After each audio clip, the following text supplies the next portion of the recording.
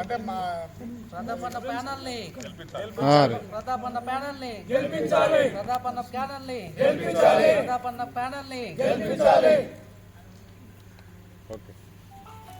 అందరూ కూడా ఇక్కడ సమావేశమై మా సొసైటీకి జరుగుతున్న ఎన్నికల దృష్ట్యా అందరి సభ్యుల యొక్క అభిప్రాయ సేకరణ తీసుకోవడం జరిగింది. అందరి తరఫున మేము ప్రతాప్ రెడ్డి అండ్ ప్యానల్ని ఏర్పాటు చేసినాము. మా ప్యానల్ తరఫున ఉన్న 9 మంది డైరెక్టర్లను కూడా ఇక్కడ తీసుకొచ్చి మాకున్న వికారాబాద్లో తాండూరులో కలిపి మాకున్నటువంటి 50 మంది సభ్యులతోటి కూడా సమావేశం ఏర్పాటు చేయడం జరిగింది. ఆ 50 మంది అభిప్రాయం సేకరణ జరిగింది. మాకు 100% మంది కూడా సపోర్ట్ చేస్తున్నారు.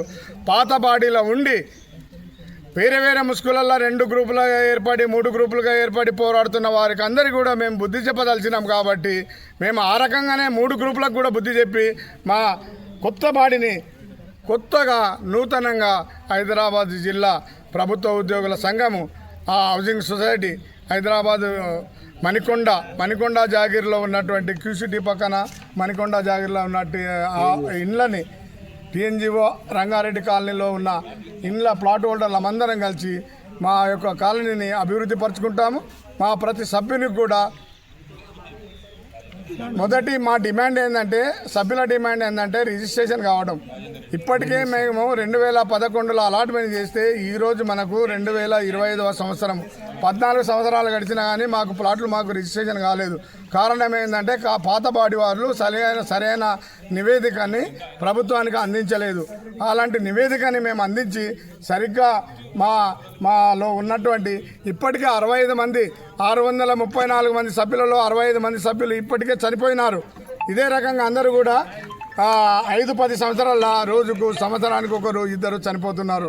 వారి యొక్క పిల్లలు వాళ్ళ యొక్క ఫలితాన్ని పొందలేకపోతారు. కాబట్టి ఆ ఫలితం అందించాలనే ఉద్దేశంతో మేమందరం కూడా మా 612 మంది సభ్యులం కూడా బలపరుస్తూ ఏర్పాటైన మా ప్యానెల్లో నిష్ణాతులైన తహసీల్దారులచే నిష్ణాతులైన survey and land records assistant director ఇన్స్పెక్టర్తో మరియు డీడీ సోషల్ వెల్ఫేర్ మన అనంతయ్య గారు అందరికీ వికారాబాద్ నివాసి ఇక్కడనే ఉంటాడు. డీడీ సోషల్ వెల్ఫేర్లో ఎంతోమంది విద్యార్థులు ఆయన హాస్టల్లో విద్యను అభ్యసించి ఉన్నత ఉద్యోగాలు అనుభవించి ఇప్పటికీ అందరు రిటైర్డ్ అయినరు. మా అనంతయ్య గారు కూడా రిటైర్డ్ అయ్యి ఇప్పటికి చాలా సంవత్సరం అవుతుంది. అయినా కానీ ఇప్పుడు ఆయన మంచి ఉత్సాహంతో పనిచేస్తున్నాడు. కాబట్టి వారిని అనంతయ్య గారు, నేను, మన అనంతరెడ్డి, బుచ్చిరెడ్డి, మన అందరం కలిసి మన మహిళా సభ్యులు రామ్మ మరి వాళ్ళు ఎక్కడ పోయినారు? కలెక్టర్స్ వాళ్ళు పనిచేసి వాళ్ళు ఎక్కడ పోయినారు? నేనంట ఇప్పుడు మీకు భయపెట్టి చేస్తున్నారు. సరే మీరు నేనైతే ఓపెన్గా చెప్తాను, పని చేసే వాళ్ళకి నాకు కూడా నేను వేయండి మిమ్మల్ని వాస్తవంగా చెప్తున్నాను, ఓపెన్గా చెప్తున్నా.